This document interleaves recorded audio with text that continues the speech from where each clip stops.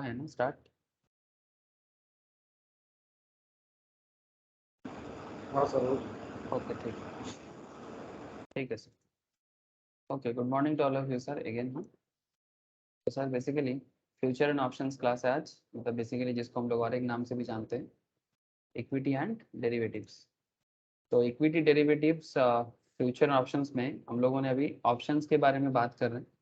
और ऑप्शंस में मैंने recent last weeks most probably call के बारे में बात किया सर। हाँ, call options buyer and call options seller या फिर राइटर। तो आज मैं आपको एक अनदर पार्ट ऑफ ऑप्शंस में है सर, बहुत ही इंपॉर्टेंट है। जैसे कॉल बहुत इंपॉर्टेंट माना जाता है, वैसे ही एक और एक इम्पॉर्टेंट पार्ट माना जाता है सर पुट। ठीक है, तो आज मैं आपके साथ पुट के कॉन्सेप्ट के बारे में डिस्कस करने वाला हूँ। ये put options buyer and put option seller, ठीक है, और पुट के बारे में कॉन्सेप्ट क्या होना चाहिए और किस तरह से आप पुट में प्रॉफिट और लॉस कर सकते हो। ठीक है, मतलब कब आप पुट में प्रॉफिट करोगे और कब आप पुट में लॉस करोगे। तो पुट ऑप्शंस में भी दो कॉन्सेप्ट आता है सर, एक पुट ऑप्शंस बायर होता है और दूसरा पुट ऑप्शंस सेलर होता है। तो सबसे पहले तो आपको ना थोड़ा क्लैरिटी रखना पड़ेगा कि ये पुट ऑप्शन है क्या। ठीक है, मतलब इतना देर से हम लोगों ने कॉल कॉल कॉल कॉल बहुत बात की है ना, कॉल ऑप्शंस में call options buyer call option seller, जिसमें वो अजय वेनु वाला एग्जांपल बहुत इंटरेस्टिंग एग्जांपल था। इसी तरह से आज मैं आपके साथ बात करने जाऊंगा सर पुट ऑप्शंस के बारे में। ठीक है, ओके रोशनी, ठीक है, रोशनी प्रिया सभी को बोल रहा हूँ सर, एक बार जस्ट थोड़ा सा ध्यान से सुनिए। तो जैसे कि आप देख सकते हो स्क्रीन सबको नजर आ रहा है ना सर, एक बार मुझे कंफर्म कीजिए। Yes sir. ओके सर, ठीक यस यस सर। ठीक। तो जैसे कि अगर मैं NISM से भी बात करूं तो NISM से इस मैटर पे इंट्रोडक्शन टू ऑप्शंस के यहाँ पर जैसे बेसिक्स ऑफ ऑप्शंस है, इसी के अंदर आपको ये दोनों चीज बताया जाता है। ठीक है, ऑप्शंस का जो यूजेस है जो चैप्टर 4 के अंदर आता है, इसके अंदर ये बताया। तो ठीक है, अब वो सब छोड़ो, मैटर को समझते हैं। ठीक है, कि पुट ऑप्शंस में आप बायर कैसे बन सकते हो, पुट ऑप्शंस में आप बायर कैसे बन सकते हो, या फिर एक बायर के हिसाब से पुट ऑप्शंस बायर के हिसाब से आपका पॉइंट ऑफ व्यू क्या होना चाहिए। तो थोड़ा सा डिटेल्स में सुनिए, फिर आप लोगों का क्वेश्चंस में लेता हूँ सब। ठीक है, बिकॉज शॉर्टकट नहीं है ये सब चीज़ का, छोटा छोटा चीज़ होता है जो बीच बीच में कंफ्यूजन पैदा करता है। तो हमें कंफ्यूजन नहीं रखना है, हमें पूरा क्लैरिटी चाहिए। नाउ जस्ट थोड़ा फोकस कीजिए। जैसे कि आपने इतना दिन से कॉल ऑप्शंस के बेसिक्स के बारे में जाना, ऑप्शंस जार्गन मतलब टेक्निकल टर्म्स क्या क्या रहता है ना, अलग अलग स्ट्राइक प्राइस, प्रीमियम वगैरह, ठीक है, कॉन्ट्रैक्ट वैल्यू, ये सब जो इंपॉर्टेंट एरिया था मैंने इसके बारे में डिस्कस किया। फिर एक कॉल ऑप्शंस बायर के हिसाब से आपका सेटअप क्या होना चाहिए, और फिर मैंने आपको ये भी बताया कि एक कॉल ऑप्शन सेलर के हिसाब से आपका सेटअप क्या होना चाहिए। अगर किसी का ये सब क्लासेस मिस है तो उनको बस मैं इतना बोलूँगा कि जस्ट सर एक बार क्लासेस लो और रिवाइज करो, या फिर अगर मिस है तो वापस देखो, कुछ भी अगर प्रॉब्लम हो तो क्लियर कर लो। ठीक है, लेकिन अभी का डिस्कशन रहेगा सर पुट ऑप्शंस बाइंग के बारे में, फिर मैं धीरे धीरे पुट ऑप्शन सेलिंग एंड फिर कॉल पुट को लेके आगे का और भी इंपॉर्टेंट कुछ टेक्निकल एरिया है जिसमें मैं आपको साथ धीरे धीरे बात करूंगा। ठीक है, टेक्निकल एरिया मतलब जो ऑप्शंस में फ्यूचर्स में आपको डेरिवेटिव करने में हेल्प करता है। ठीक है, तो कैसे आप डिराइव करते हो, तो basically why this is called derivative, because जो है नहीं उसको डिराइव करते हैं ना, तभी नाम है डेरिवेटिव। ठीक है ना, जो है नहीं मतलब बेसिकली आप ऐसे सोचो कि आप अपने मतलब कुछ ऐसे एसेट्स के बारे में डिस्कशंस कर रहे हो, जो एसेट्स का फ्यूचर कंडीशंस, ठीक है, क्या होगा। ठीक है, एसेट्स का फ्यूचर कंडीशंस क्या होगा उसको आप डिराइव करते हो। फ्यूचर में पॉजिटिव भी हो सकता है, फ्यूचर में नेगेटिव भी हो सकता है। पॉजिटिव हम लोग मार्केट में बोलते हैं बुलिश, ठीक है, माइनस को हम लोग मार्केट में बोलते हैं बियरिश। इंटरेस्टिंग फैक्ट ये है कि बुलिश कॉन्सेप्ट के साथ भी आप मार्केट में इनकम कर सकते हो, और नेगेटिव कॉन्सेप्ट के साथ भी आप मार्केट से इनकम कर सकते हो। मतलब ऐसा नहीं कि बियरिश मतलब खराब है और बुलिश मतलब अच्छा है, ऐसा नहीं है। ठीक है, बहुत लोग ऐसे सोचते हैं कि मार्केट बुलिश है तो अच्छा है, मार्केट बियरिश है तो खराब है। सर मार्केट है, कभी अप होगा तो कभी डाउन, मार्केट का ये अपना खुद का कैरेक्टर है। अप डाउन इसका कैरेक्टर है। ठीक जैसे हमारे लाइफ में भी होता है, कभी हम लोग बहुत खुश रहते हैं, कभी कभी हम लोग थोड़ा डिप्रेस भी होते हैं, है ना। लेकिन अ पॉइंट इज दैट कि डिप्रेस सिचुएशंस में भी इंसान को पॉजिटिविटी ढूंढना चाहिए। ठीक है, मतलब वहां से कैसे आप जिंदगी से कुछ सीखते हो। तो मार्केट भी कुछ वैसा ही है कि बियरिश मार्केट से भी क्या आप कुछ इनकम कर सकते हो। ठीक है, ऐसे कहा जाता है जब आप अपने सबसे डाउन वाला सिचुएशंस में होते हो उसी टाइम पे आप कुछ अच्छा करते हो। ठीक है, खुशी में इंसान उतना अच्छा कुछ नहीं कर पाता जितना वो दुख में करता है। मेरा एक बचपन का टीचर था सर, वो टीचर मुझे एक बहुत अच्छा बात कहा था, मुझे याद है, बंगाली पढ़ाता था। तो उन्होंने एक बहुत इंटरेस्टिंग बात कहा था कि जिंदगी का सबसे बड़ा गिफ्ट क्या है। तो मेरे को हम लोगों को पूछा था क्लास में, तो हम लोग अलग अलग सब गिफ्ट के बारे में बात कर रहे थे। तो उन्होंने एक छोटा सा जवाब दिया जो सबको ना चिंता में डाल दिया। तो उन्होंने बोला कि जिंदगी का सबसे बड़ा गिफ्ट जिंदगी में दुख होता है।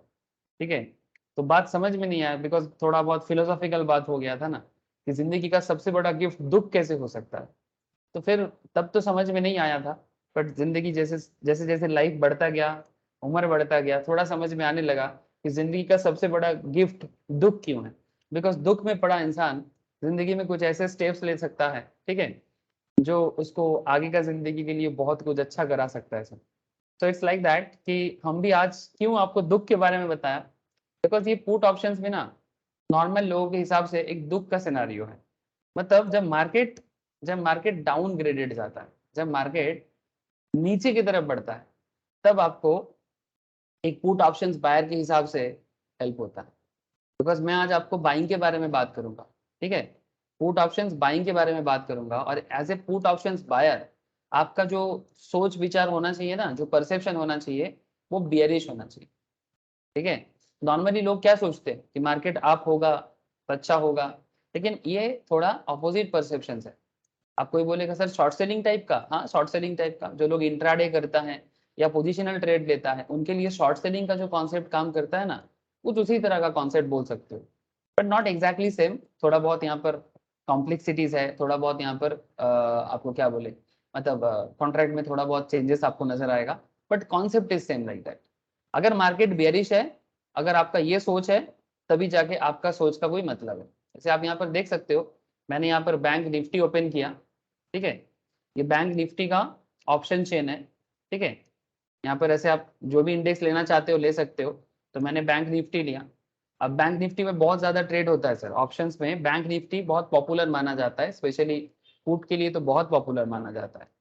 तो एक्सपायरी डेट, स्ट्राइक प्राइस, ये सब यार मैं क्या बताऊं आपको, इतना तो आपको समझ में आ ही रहा है ये सब क्या है। मैं इसके बारे में अभी बात नहीं करूंगा, ठीक है, वो लास्ट में जाके कुछ क्या करूंगा ना सर, जैसे सारा कॉन्सेप्ट क्लियर हो जाएगा, फिर एक समरी बनाऊंगा ना, तो वहां पर कॉल पुट सबको लेके एक साथ बात करूंगा। ठीक है, अभी एक एक स्पेशल करके सीख रहे हैं, तो अभी स्पेशल वे में बात करेंगे। ठीक है, फिर बाद में जब सब खत्म हो जाएगा, कॉन्सेप्ट क्लियर हो जाएगा, तब समरी करके एक साथ मिलके बात करेंगे। तो यहाँ पर आप सिंबल में, ये तो स्टॉक के लिए सिंबल चाहिए, बट जब निफ्टी या इंडेक्स लेते हो तो बैंक निफ्टी है ना। बट कॉन्सेप्ट इज दैट इतना देर से हम लोग लास्ट क्लासेस वगैरह में हम लोग कॉल कॉल कॉल कर रहे थे, अब हम लोग पुट पुट पुट में बात करेंगे। ठीक है, कॉल का बात बहुत किए, अब थोड़ा पुट में बात करेंगे। तो सर ये पुट है क्या, पुट काम कैसे करता है। ऐसे पुट में भी अगर आप नजर दो तो यहाँ पर भी आपको स्ट्राइक प्राइस नजर आएगा। ठीक है, यहाँ पर भी आपको स्ट्राइक प्राइस नजर आएगा, 27,500 से लेके 37,500 तक एक लंबा लाइन आपको दिख रहा है ना। करंट मार्केट बैंक निफ्टी का करंट इंडेक्स चल रहा है 37,844। तो जो करंट चल रहा है स्पॉट मार्केट में बैंक निफ्टी का, ये एक्चुअली क्या है, ये एक्चुअली इसका अंडरलाइंग है। क्या बोलते हैं इसको, अंडरलाइंग स्पॉट। ठीक है, मतलब करंट मार्केट प्राइस आप ऐसे बोलो। ठीक है, लेकिन जब आप फ्यूचर के बारे में सोचते हो कि फ्यूचर में बैंक निफ्टी किधर जाएगा, ठीक है, ऐसे एक हिंदी में गाना है ना सर, आप लोग सुने होंगे, ऋतिक रोशन का एक बहुत फेमस मूवी है कोई मिल गया, उसमें एक बहुत सुंदर सा एक गाने का लाइन है, बोले कि इधर चला मैं उधर चला, जाने कहाँ मैं किधर चला, हाय फिसल गया। ठीक है, अब आपको फिसलना नहीं है ना, क्योंकि ये जो प्राइस लाइन है, ये जो चाहे बैंक निफ्टी हो जो भी आप लेते हो, ये इधर उधर करता है, इधर चला मैं उधर चला। ठीक है, जाने कहाँ मैं किधर चला। अब ये जाने कहाँ मैं किधर चला, ये बहुत इंपॉर्टेंट है। आपको जानना पड़ेगा ना कि किधर जाएगा, ये आपको परसेप्शन बनाना पड़ेगा।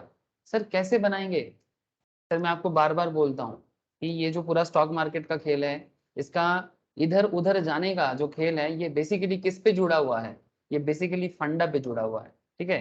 तो अगर आप फंडा को समझोगे ना, आप ऑलवेज समझ सकते हो। तो आज मैं ऐसा कुछ फंडे में बात करूंगा, कुछ ऐसा फंडामेंटल्स है जो आपको ऑप्शंस को भी समझने में हेल्प करेगा, ठीक है। तो चलो सर एक एक करके बात को आगे बढ़ाते हैं, ठीक है। कि क्या क्या चीजें आपको एक ऑप्शन बायर, ठीक है, एक पुट ऑप्शंस बायर, ठीक है। ऑप्शंस मतलब कौन सा ऑप्शंस, पुट ऑप्शंस, ठीक है। अब पुट ऑप्शंस कैसे काम करता है, कॉल ऑप्शन से ये कितना अलग है, ठीक है। कितना अलग है, बहुत अलग है क्या, नहीं सर बहुत अलग नहीं, ठीक है, थोड़ा बहुत अलग है, थोड़ा बहुत अलग है। मतलब आप ऐसे बोलो कि एक another financial instrument, another financial instrument, मतलब ये सब क्या है, एसेट है, ठीक है। ये सब मार्केट में जो एक्सपर्ट्स है वो बनाया है कि हम लोग मार्केट में कैसे कैसे खेल सकते हैं। तो ये भी एक खेलने का टॉय है मानो, ठीक है, मार्केट के साथ खेलने का एक टॉय है, ठीक है। तो ये टॉय के साथ कैसे क्या किया जाए, ठीक है, या फिर इसको इंस्ट्रूमेंट भी बोलते हैं। मैंने अच्छा लैंग्वेज यूज किया पहले, ठीक है, और फिर बाद में मैंने बस खेलने वाला टॉय के बारे में बात किया, ठीक है। तो आप मार्केट के साथ जब खेलोगे तो पुट भी एक बेसिकली एक खिलौना की तरह है। इट्स लाइक अ, जिसको हम लोग बंगाली में बोलते हैं ना खेलना, इट्स लाइक दैट, जैसे खिलौना, ठीक है। तो कैसे आप पुट को यूज करके अपना इनकम को बढ़ा सकते हो, ठीक है। सिंपल बात है, प्रॉफिट में रहना है।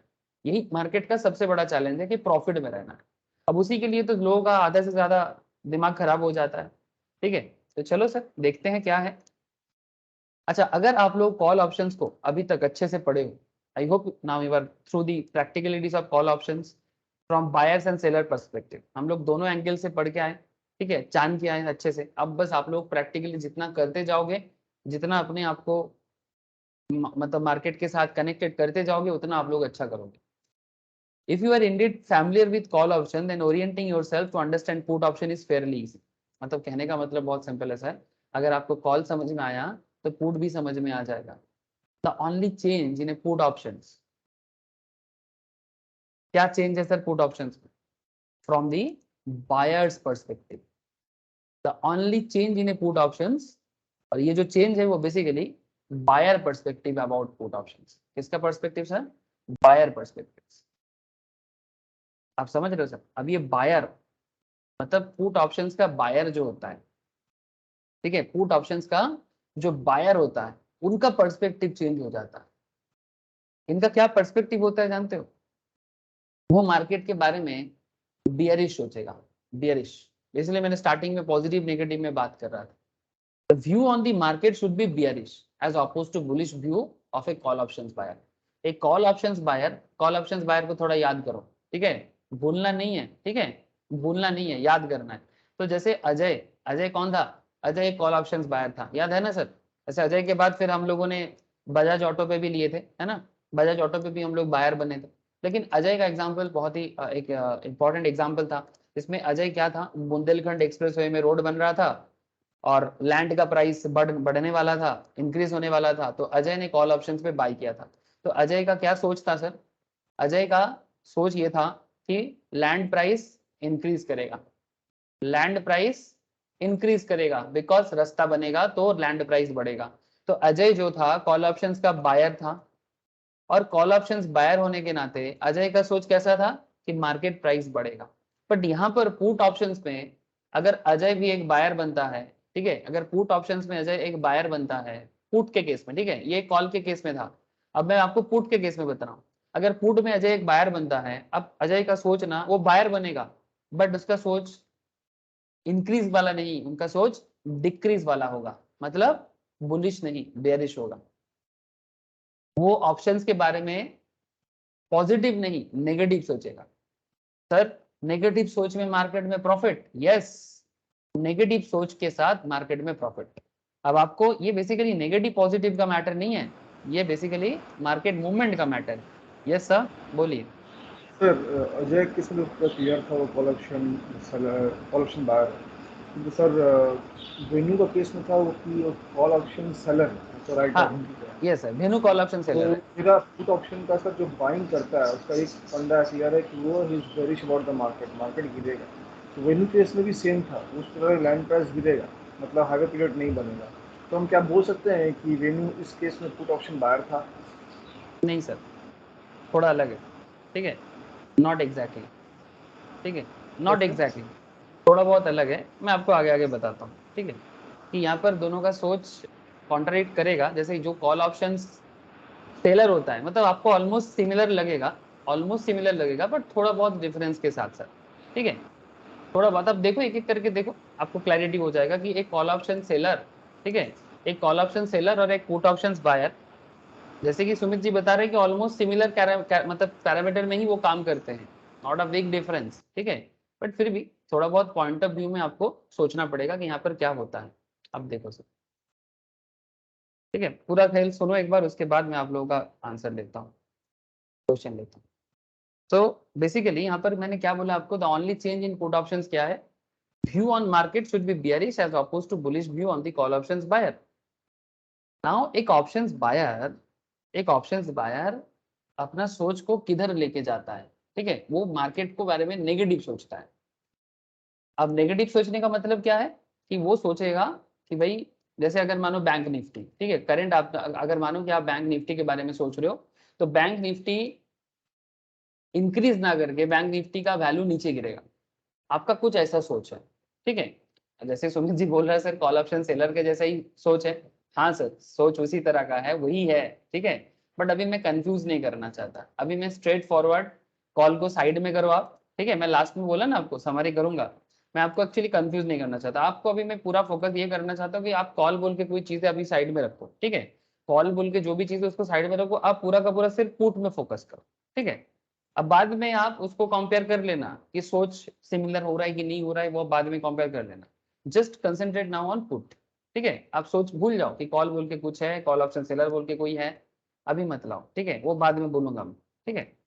नाउ रिमेंबर, यहाँ पर कुछ चीजें हमें देखना है, the put option buyer is betting on the fact that, वो किस पे बेट करता है, stock price will go down. अगर आप कोई इंडिविजुअल स्टॉक पे खेलते हो तो आपका क्या खेल रहेगा, अगर वो इंडिविजुअल स्टॉक है, ठीक है, से फॉर एग्जांपल इतना सारा कंपनी का स्टॉक यहाँ पर देख सकते हो, इंडिविजुअल स्टॉक ले लो आप या फिर इंडेक्स ले लो, आप जो भी पसंद है ले लो, लेकिन आपका सोच क्या है, एक्सपायरी में जब मार्केट वो एक्सपायरी करेगा, जब उसका एक्सपायर डेट आएगा, वो गो डाउन होगा, ठीक है, the fact that stock price will go down, hence in order to profit from the view, इस व्यू से अगर आपको प्रॉफिट करना है, कि enters into a put option agreement, वो बेसिकली पुट ऑप्शन एग्रीमेंट में एग्री करेगा, मतलब उसका जो न्यू एग्रीमेंट बनेगा वो पुट ऑप्शन में करेगा। In a put option agreement the buyer of the put option can buy the right to sell stock at a price, जिस दाम पे वो एग्रीमेंट करेगा उसको एक स्ट्राइक प्राइस बोलेंगे, जिस दाम पे वो एग्रीमेंट करेगा उसको स्ट्राइक प्राइस बोलेंगे, ये तो आप लोगों को पता ही है। ये कॉल ऑप्शंस में जैसे स्ट्राइक होता था, यहाँ पर भी है, इरेस्पेक्टिव ऑफ वेयर अंडरलाइंग और स्टॉक इज ट्रेडिंग, अंडरलाइन या स्टॉक का दाम मार्केट में क्या दाम में चल रहा है फर्क नहीं पड़ता, आप स्ट्राइक प्राइस पे ट्रेड ले सकते हो, ठीक है, एग्रीमेंट कर सकते हो। अभी थोड़ा सुनो, फिर मैं प्रैक्टिकल चीज दिखाता हूँ कि प्रैक्टिकली क्या होता है। पहले आपको मैं कुछ डेफिनेशन वाइज बता रहा हूँ, उसके बाद में प्रैक्टिकली धीरे धीरे आ जाऊंगा 10-15 मिनट से। तो remember this generality, whatever the buyer of the option anticipates, मतलब एज ए बायर आप मार्केट के बारे में क्या सोच रहे हो, the seller anticipate exact opposite, seller ठीक उसका ऑपोजिट सोचता है ना, किसी भी एसेट्स का बायर और सेलर का जो माइंड सेटअप है ऑपोजिट ही होता है, तभी मार्केट बनता है। After all if everyone aspects the same, a market can never exist, अगर सबका सोच एक जैसा होता ना तो मार्केट कभी ना होता, market is always because there is a different, because there is a different anticipation, market तभी है, अगर सबका सोच एक होता तो कभी मार्केट ही नहीं बनता, है ना, कोई सेल कर रहा है तो कोई बाई कर रहा है, ठीक है, कोई सेल कर रहा है तो कोई बाई कर रहा है, कोई बाई कर रहा है तो कोई सेल कर रहा है, एक मार्केट इसी तरह से बना हुआ है। ये जो मार्केट में हमें अप एंड डाउन दिखता है, कभी सेलर बन गया तो डाउन हो गया, कभी बायर बन गया तो अप हो गया, ठीक है, ये मार्केट का एक बड़ा ही सिंपल फेनोमेना है, ठीक है, और यही कॉन्सेप्ट है जो मार्केट को मार्केट बनाता है, अगर ऐसा नहीं होता तो मार्केट में क्या रहता, कुछ नहीं रहता, ठीक है, तो different opinion is always there, ठीक है। So if everyone expects the same, a market can never exist. So if put options buyer expects the market to go down by expiry, put options buyer क्या सोच रहा है कि market expiry में नीचे जाएगा, ठीक है, जितना दिन का एक्सपायरी आप चूज करते हो, वॉट जो भी आपका टारगेट एक्सपायरी है, then the put option seller would expect the market to go up और स्टे फ्लैट। अब जो पुट ऑप्शन सेलर है, ठीक है, पुट ऑप्शन सेलर है, अब कॉन्ट्रैक्ट तो बायर के साथ ही सेलर का बनता है ना, पुट ऑप्शन सेलर क्या सोचेगा कि मार्केट या तो अप जाएगा या तो फ्लैट रहेगा, ठीक है, मतलब सेम सेम जगह में रह जाएगा। मतलब अगर 17,000 में चल रहा है तो 17,000 में ही रह जाएगा, या फिर 17,500 हो गया, या 17,200 हो गया, या 17,100 हो गया, वट एवर, ठीक है। नाउ पॉइंट इज दैट ये तो ऑप्शंस बायर और सेलर का ऑपोजिट व्यू है। अब आपको मैं सिर्फ बायर पे थोड़ा फोकस कराना चाहता हूँ, ठीक है, सेलर पे बाद में आता हूँ। अब put options buyer buys the right to sell. Sir यहाँ पर थोड़ा सा खेल बदल जाता है, ध्यान से सुनिए। एक पुट ऑप्शंस बायर क्या बाई करता है? राइट टू सेल बाई करता है।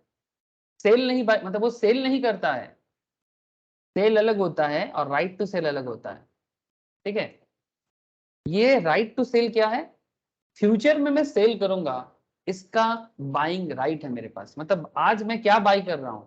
फ्यूचर में सेल करने का राइट बाई कर रहा हूं। सिंपल है। आप इसको स्टॉक मार्केट छोड़ के अगर वो वेनु अजय वाला एग्जांपल पे भी जाते हो ना, सेम बात है। वेनु भी वहां पर वही कर रहा था, वो बाई क्या कर रहा था? राइट ले रहा था कि फ्यूचर में मैं सेल करूंगा, इसका राइट। तो almost like that put options buyer क्या कर रहा है? Buys the right to sell. वो फ्यूचर में सेल करेगा, उसका राइट आज बाई करता है, इसीलिए वो बायर बन रहा है। The underlying to the put options writer at a predetermined rate. और जिस रेट में वो करता है वो प्री डिटरमाइंड रेट होता है कि भाई फ्यूचर में अगर मार्केट 18,000 में है बैंक निफ्टी, या फिर 37,000 में है, ठीक है, निफ्टी या बैंक निफ्टी जो भी लो, या फिर कोई इंडिविजुअल स्टॉक लो, अब उस पर्टिकुलर प्राइस पे फ्यूचर में उसको सेल करोगे। यही आपका नॉर्मल सा कॉन्ट्रैक्ट बन रहा है। जस्ट वेट, अभी प्रैक्टिकल में आ जाऊंगा।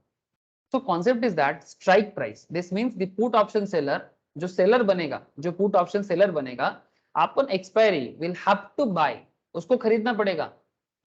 If the put option buyer is selling him, put options buyer जो आज बाय कर रहा है फ्यूचर में सेल करेगा एक्सपायरी पे।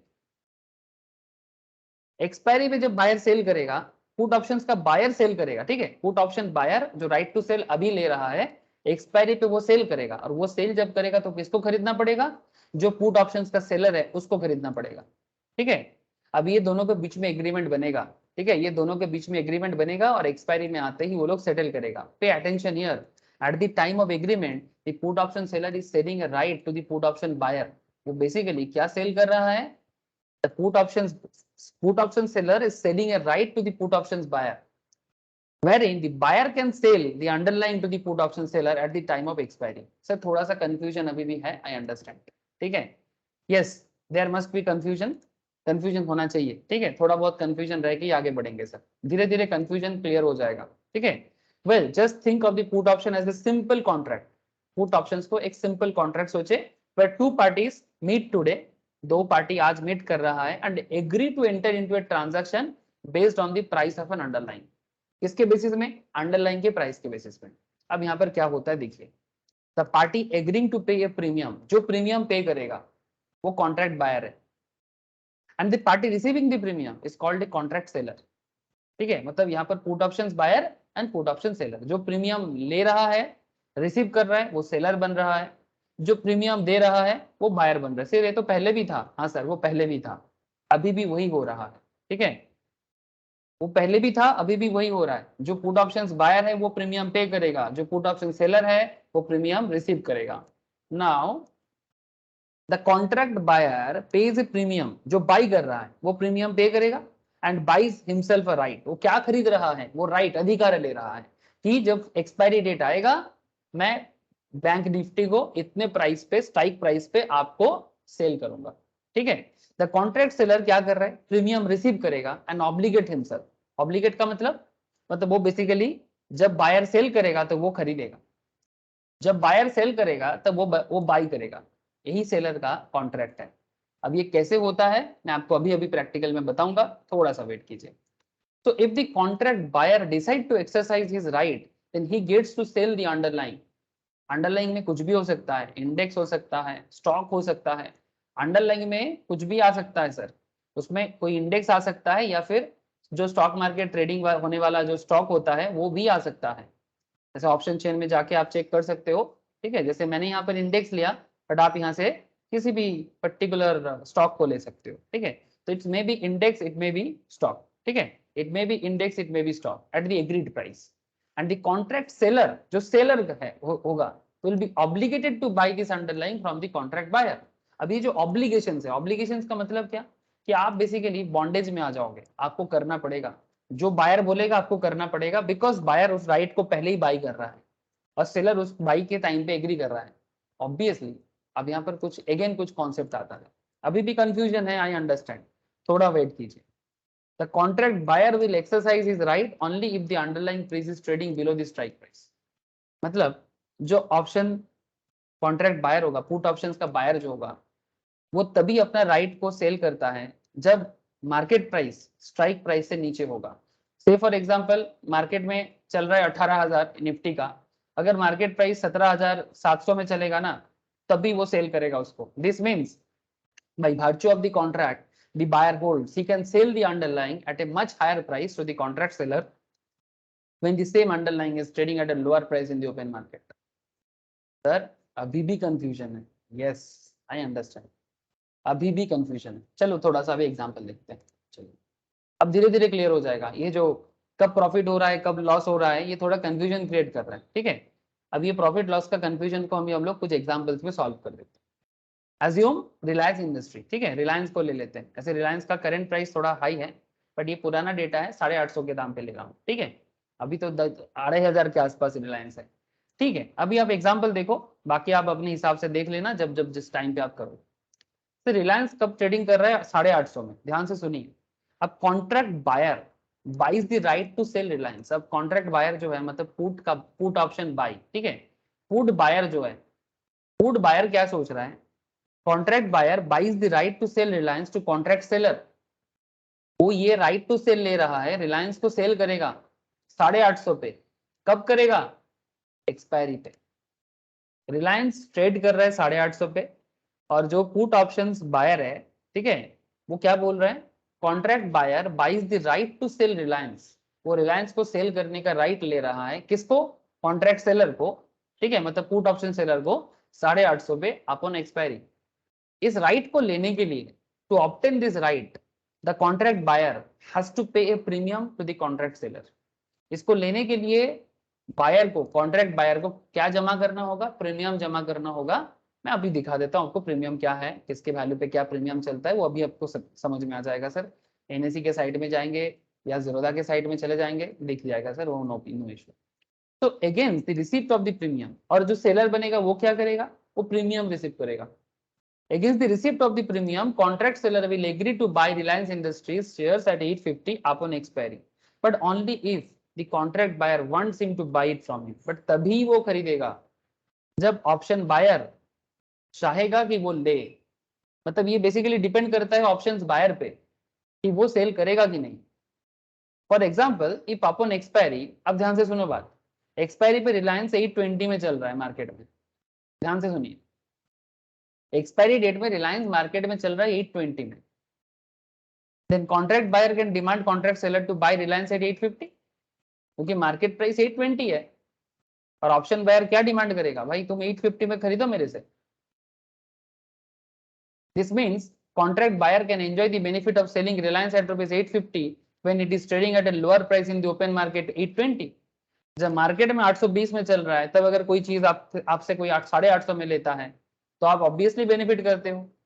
जब मार्केट प्राइस एक्सपायरी पे 820 पे आ गया, जहां पर आप पहले से कॉन्ट्रैक्ट करके रखे थे कि 850 में आपको बेचना है, इसका मतलब ये जो बेनिफिट आप लेना चाहते हो एज ए ऑप्शन बायर, ये बेनिफिट आप ऑलवेज चाहोगे।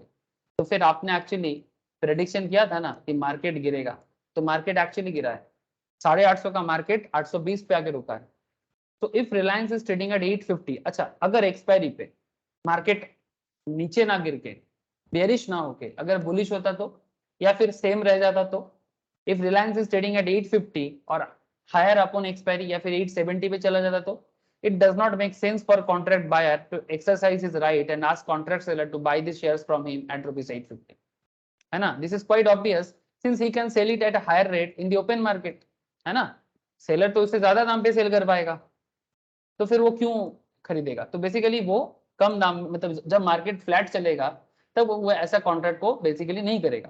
Then agreement of this short, अब ये जो हुआ ना यहाँ पर, agreement of this short where one obtains the right to sell, जब एक को राइट कर मतलब सेल करने का अधिकार मिलता है, अंडरलाइंग एसेट्स को अपॉन एक्सपायरी पे, इसी को बोलते हैं पुट ऑप्शंस।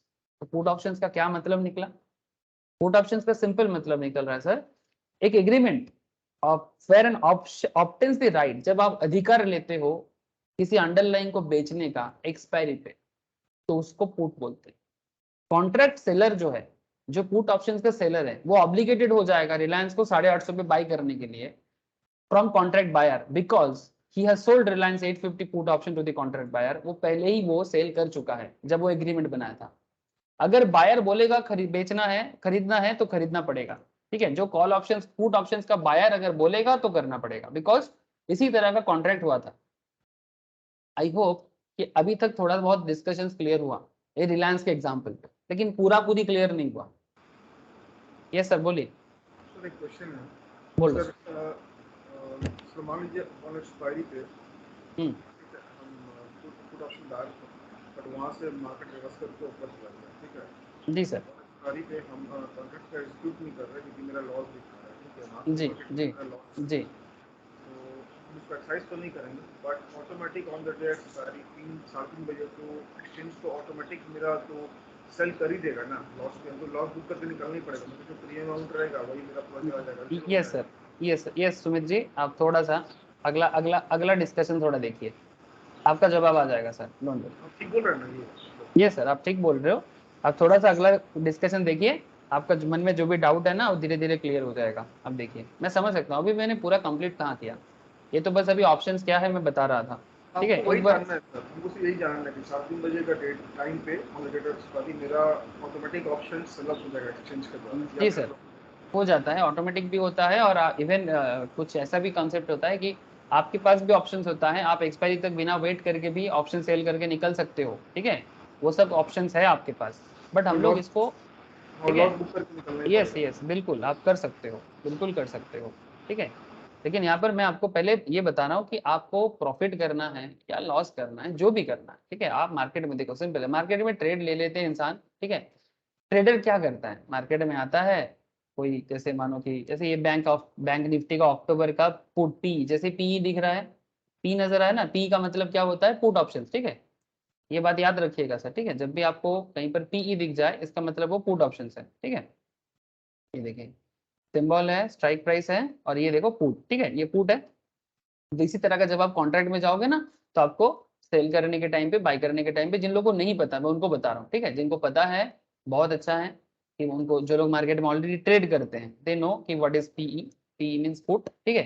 लेकिन ये पुट के साथ करना क्या है, 35,500 का पुट है, ठीक है। वो 35,000 का पुट है, अब ये मार्केट प्राइस चल रहा है 456 के आसपास का। सो इसके साथ करना क्या है सर, प्रीमियम जो है, प्रीमियम वैल्यू 456 का चल रहा है। सो इसके साथ करना क्या है, और ये प्रीमियम वैल्यू के साथ आपको करना क्या है, अब वही मैं धीरे धीरे बात कर रहा हूँ। और कैसे कैसे आप प्रॉफिट में रहोगे और कब कब आप लॉस में जाओगे, आपको इसका क्लियर डिस्कशन मैं अभी आपके साथ करूंगा। और अगर बीच में एक्सपायरी के पहले अगर आप जाके निकलना चाहते हो तो उसके केस में क्या होगा वो भी मैं आगे आगे आपको बताऊंगा, ठीक है। एक्सपायरी से पहले भी अगर आप निकलते हो तो क्या होगा वो भी आगे आगे बताऊंगा, बट पहले अगर आप टू एक्सपायरी तक आपके साथ क्या हो सकता है, इसके बारे में आपका क्या सोच होना चाहिए, क्या विचार होना चाहिए, क्या एंटिसिपेशन होना चाहिए, वो मैं थोड़ा क्लियर करना चाहती हूँ, ठीक है। तो पहले थोड़ा सा देखिए सर। अच्छा, इतना देर से मैंने जो डिस्कशंस किया, इतना आपको पता चल गया सर कि पुट ऑप्शंस में आपका ओरिएंटेशन क्या होना चाहिए। ओरिएंटेशन का मतलब क्या है, ओरिएंटेशन मतलब आप एक पुट ऑप्शंस बायर जब बनते हो ना, तो आपका सिंपल कॉन्सेप्ट है कि मार्केट प्राइस जो चल रहा है फ्यूचर में वो और गिरेगा, सिंपल बात है सर। मार्केट में जो चल रहा है फ्यूचर में वो और गिरेगा, चाहे वो निफ्टी हो, चाहे वो इंडेक्स हो, चाहे वो कोई स्टॉक हो। If you are still confused, it is all right, and I am certain with you develop more clarity as we proceed further. Because sir थोड़ा कॉम्प्लेक्स एरिया है, धीरे धीरे जैसे आगे बढ़ेंगे ना और क्लैरिटी आ जाएगा, थोड़ा पेशेंस चाहिए। There are 3 key points you need to be aware of this stage. As a put options buyer, आपको 3 स्पेशल मैटर के बारे में सावधान रहना चाहिए, ठीक है। क्या, ध्यान से सुनना, क्या नॉलेज रहना चाहिए। The buyer of the put option, जो जैसे ही आप किसी पुट ऑप्शंस को बाई करते हो, ठीक है, बहुत सिंपल है, यहाँ पर पुट ऑप्शंस दिख रहा है, जाओ और बाई करो, ठीक है, ये देखो, ठीक है। ये अगर बाई करना है आपको, 35,000 का पुट ऑप्शन है। अब आपको देखना है कि बैंक निफ्टी 35,000 के ऊपर जाएगा कि नीचे आएगा, ये आपके ऊपर है, उसके बारे में मैं आगे डिस्कस करता हूँ। ये बेसिकली स्ट्राइक प्राइस है। नाउ यहाँ पर आपका प्राइस चल रहा है 456 का प्रीमियम है, तो 456 इंटू 25 करके आप बेसिकली जमा करते हो तो 11,407 समथिंग कुछ मार्जिन रिक्वायरमेंट है, आपको बता रहे हैं, आप इसमें आ सकते हो। लेकिन सर ये आना बहुत आसान है, पैसा जमा करने से ही आ जाओगे सर, उसमें क्या है, पैसा आपके ट्रेडिंग अकाउंट में होना चाहिए, बाई करो हो जाएगा। लेकिन पॉइंट इज दैट बाई करने से आपको आ जाएगा, लेकिन करना क्या है, buy sell is a very simple concept. Buy करना सेल करने में कुछ भी नहीं आता है सर, बाई कर लो सेल कर लो, it's very simple.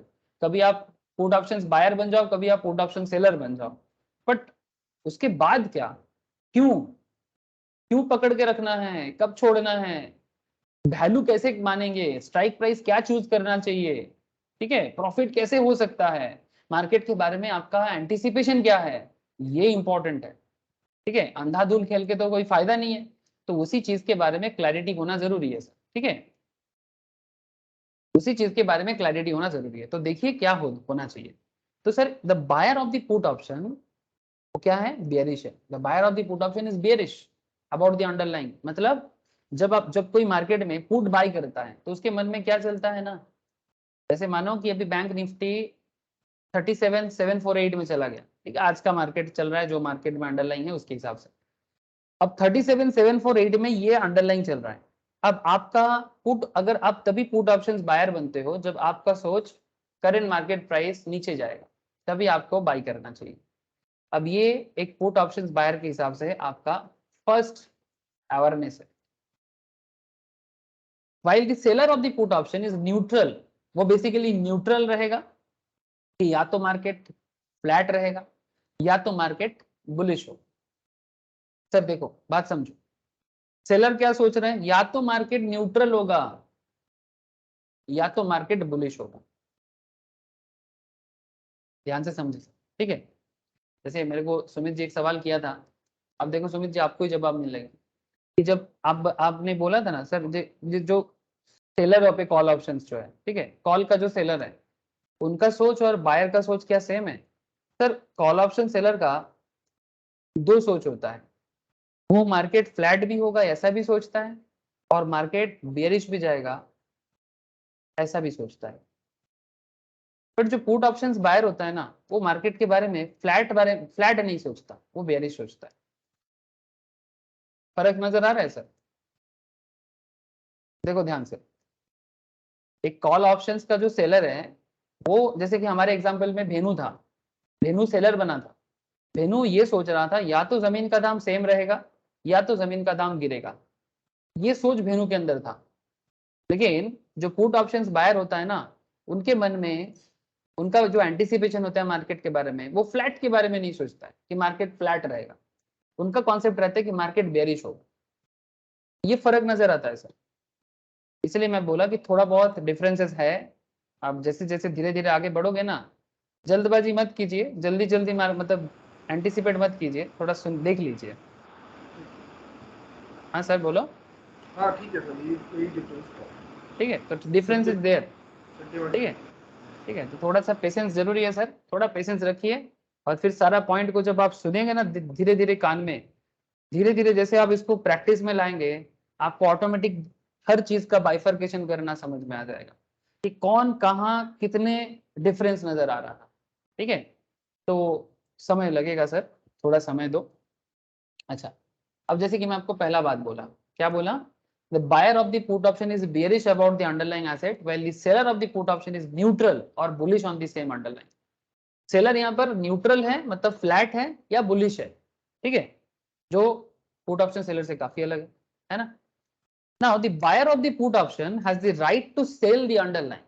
The buyer of the put option has the right. Buyer के पास जो पुट ऑप्शंस का बायर बनता है वो basically right to sell generate करता है ना, वो बाद में सेल करेगा, ये राइट जनरेट करता है, उसके बदले वो प्रीमियम जमा करता है upon expiry at the strike price. Strike price पे वो उसको बाई करेगा, ठीक है, राइट टू सेल करेगा, वो स्ट्राइक प्राइस के थ्रू से वो करता है। And second thing, third thing, the seller of the put options, जो पुट ऑप्शंस का सेलर बनता है, इज ऑब्लिगेटेड। ऑब्लिगेटेड का मतलब कि उसको अपना जो वादा किया है वो निभाना पड़ेगा, since he receives the upfront premium. जो प्रीमियम कलेक्ट करता है ना, उसी को वादा निभाना पड़ता है। It's a very simple concept. Doctor fees लेता है तो डॉक्टर को अपने पेशेंट्स को देखना पड़ेगा। टीचर फीस लेता है तो टीचर का ऑब्लिगेशन आ जाता है कि वो अपने स्टूडेंट को पढ़ाए, ठीक है। तो ये दुकानदार अगर पैसा लेता है, एडवांस जमा करता है, तो दुकानदार का ये ऑब्लिगेशन है कि हमें बायर को सामान बेचना पड़ेगा। तो ऑलवेज सर ये कॉन्सेप्ट काम करता है मार्केट में, कि ये ऑलवेज मार्केट में काम करता है कि जो सेलर है वो ऑलवेज ऑब्लिगेटेड होते हैं to buy the underlying asset at the strike price from the put options buyer if the buyer wishes to exercise his right। अगर बायर चाहता है कि ये राइट एक्सरसाइज हो, ये बायर के पास ऑप्शंस रहता है। अब ये चीज को हम लोग थोड़ा मार्केट में समझेंगे, ठीक है। बैकग्राउंड बहुत बता दिया आपको, अब थोड़ा चलो मार्केट में चलते हैं, ठीक है। मार्केट में चलने का क्या मतलब, एकदम मार्केट में जैसे खरीदना बेचना होता है, एग्जैक्टली उसी हिसाब से देखेंगे।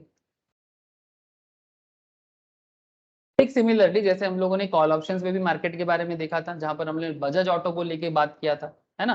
तो let us build a practical case to understand the put option better.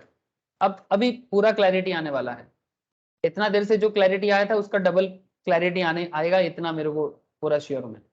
सो अब बेटरली अंडरस्टैंड करो कि हाउ पुट ऑप्शन एग्जैक्टली काम करते हैं मार्केट में, ठीक जैसे कॉल के बारे में आपने सोचा था। Will first deal with put options from the buyer perspective. पहले हम लोग ना बायर के हिसाब से सोचेंगे, फिर सेलर के बारे में बात करेंगे सर, पहले बायर समझ लेते हैं। ठीक जैसे कॉल में भी किया था हम लोग, पहले अजय के बारे में बात किया था, बाद में बेनू के बारे में। यहाँ पर भी हम लोग पुट ऑप्शंस बायर के बारे में पहले बात करेंगे, सेलर के बारे में बात now, and then proceed to understand the put option from seller perspective. उसके बाद सेलर में जाएंगे। तो चलो एक चार्ट देखते हैं। ये क्या चार्ट है सर, बैंक निफ्टी का एक चार्ट है 8 अप्रैल 2015 का, ठीक है। ये बड़ा नहीं होगा, बट अगर आप थोड़ा सा जूम करते हो या देखते हो प्रॉपरली आपको दिखेगा सर चार्ट। सर ये बैंक निफ्टी है, जब बैंक निफ्टी चल रहा था 18417 पे, ठीक है। ध्यान से पहले सुनो, फिर बाद में आप करंट सिचुएशंस भी देख लेना। ये करंट प्राइस चल रहा है इसका 18,417, ठीक है। मैं लिख देता हूँ साइड में, ये इसका करंट स्पॉट प्राइस चल रहा है।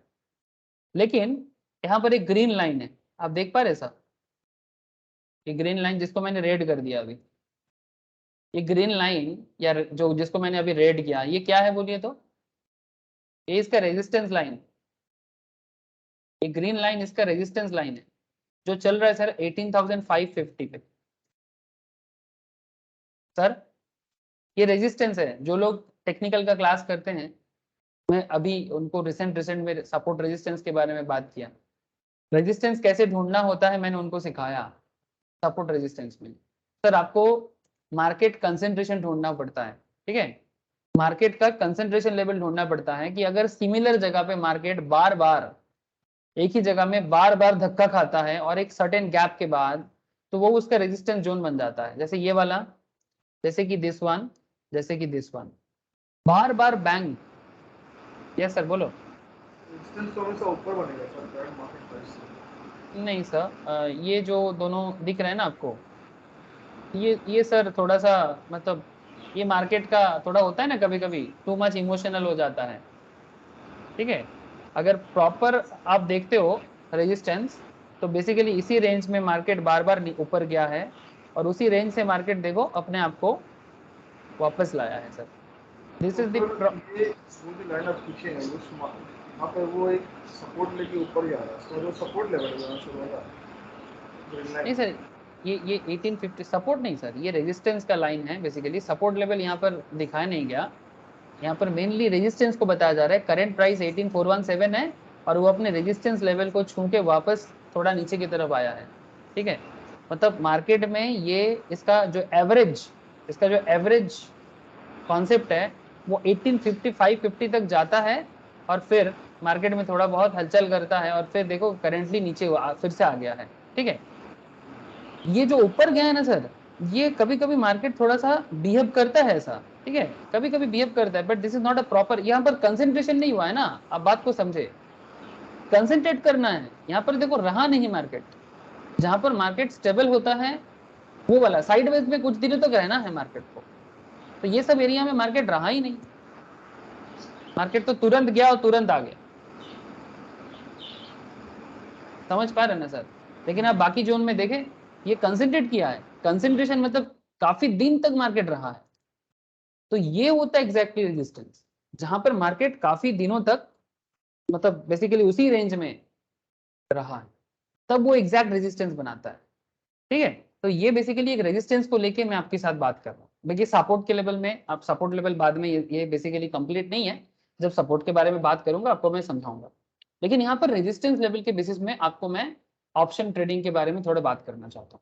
ठीक है, अब बैंक निफ्टी, ध्यान से सुनिए सर, बैंक निफ्टी 18,417 में करेंटली चल रहा है, ट्रेडिंग कर रहा है स्पॉट मार्केट, इसका अंडरलाइंग वैल्यू है ये अंडरलाइंग है, मतलब आज के डेट में, मतलब जिस डेट में ये बनाया गया था उस डेट में चल रहा था। ठीक है, जैसे अभी के मार्केट में हिसाब से अगर आप अभी का देखोगे तो अभी ये बैंक निफ्टी कहाँ चला गया, ये 37,748। ठीक है, कुछ एग्जैक्टली ऐसा ही कॉन्सेप्ट यहाँ पर भी बना हुआ है।